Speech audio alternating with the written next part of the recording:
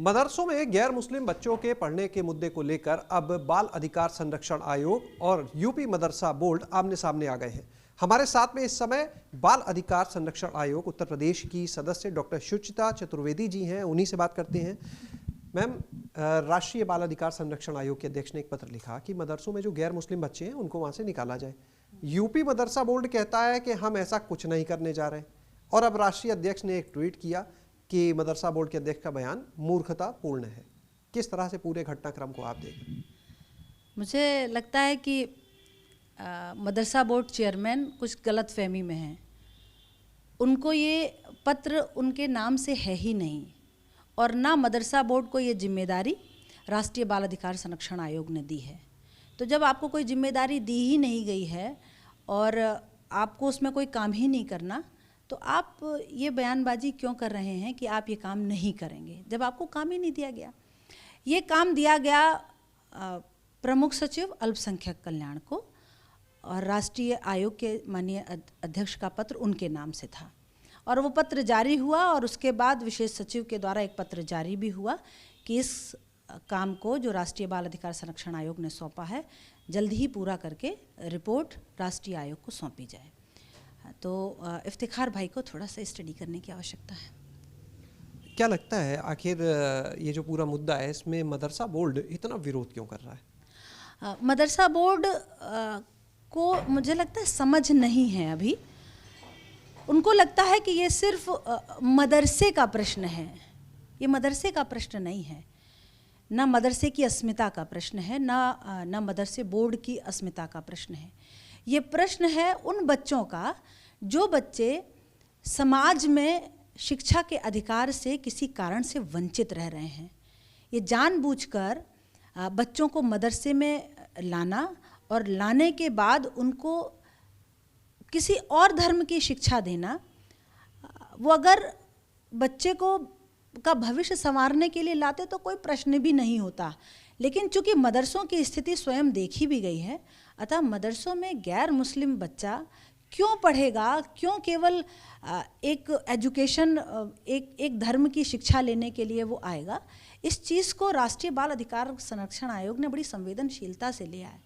मैं प्रशंसा करना चाहूँगी प्रियांक सर का, जिन्होंने कि इस प्रकार के मुद्दे को भी अंदर से निकाला है, और ये सर्वे में आया है कि ये बच्चे वहाँ पर पढ़ते हैं।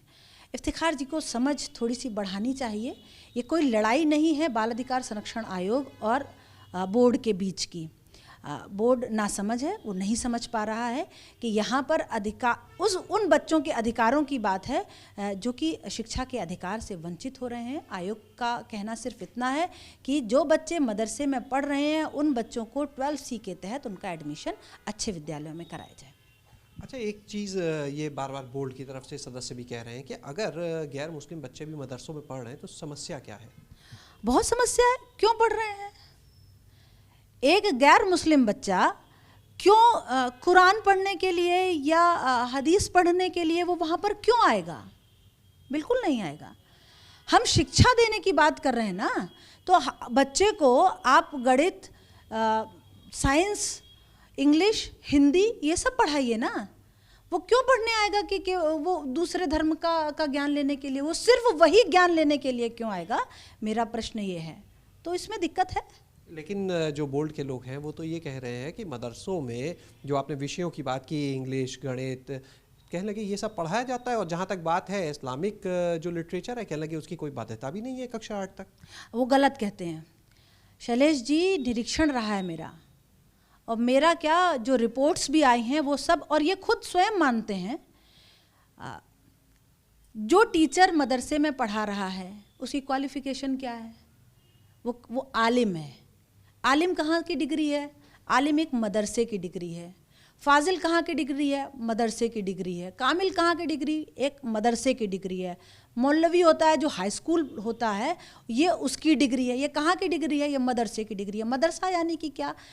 आज से लेकर, ये तो अब कह रहे हैं ना कि मॉडर्नाइज हो गया, और टीचर कहाँ का है? उसी मदरसे का टीचर है। वो उसी मदरसे से पढ़कर आया और उसी मदरसे में पढ़ा रहा है। हाई स्कूल पास हाई स्कूल को पढ़ा रहा है। तो इन्होंने पढ़ा क्या? इन्होंने उर्दू, अरबी और फारसी पढ़ा।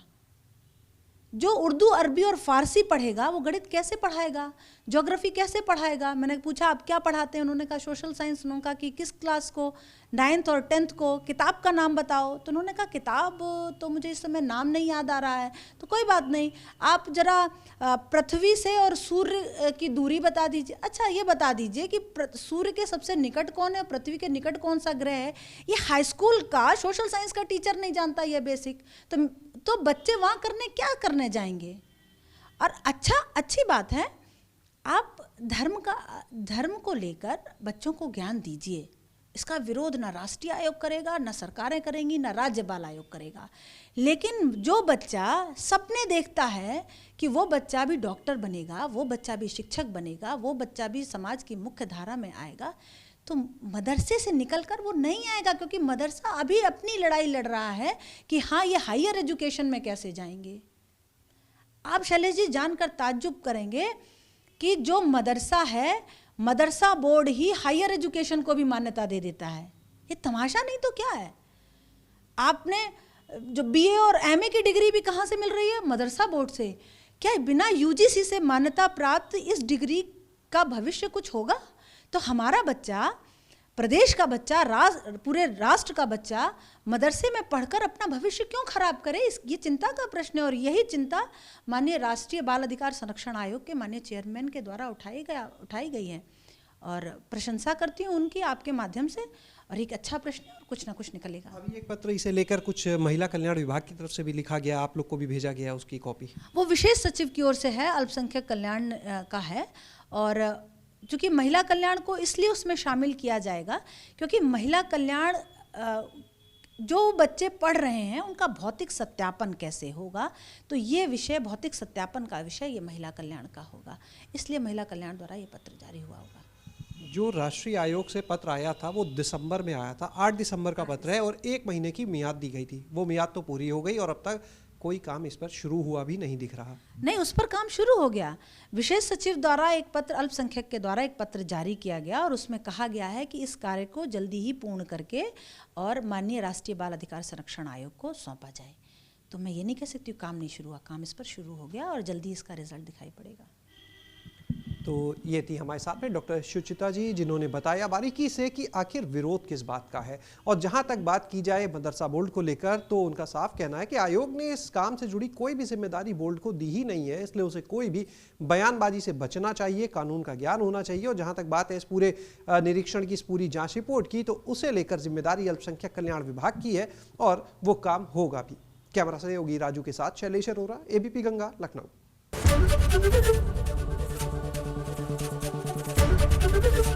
एबीपी गंगा, खबर आपकी, जुबान आपकी।